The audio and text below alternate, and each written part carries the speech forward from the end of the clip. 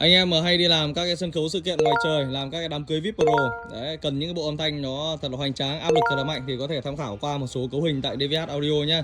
DVH thì tự hào là đơn vị hàng đầu trong toàn bộ hệ thống DB acoustic tại Việt Nam đấy. Chuyên bên mình là chuyên nghiệp luôn rồi về cái mảng âm thanh sân khấu sự kiện ngoài trời đấy. Các cái bộ mà cứ 2 cặp súp 4 hoặc là 5 cặp lời nha, đánh rất là ok đấy. Các cái sân khoảng là 1.500 khách oánh rực rỡ tưng bừng luôn.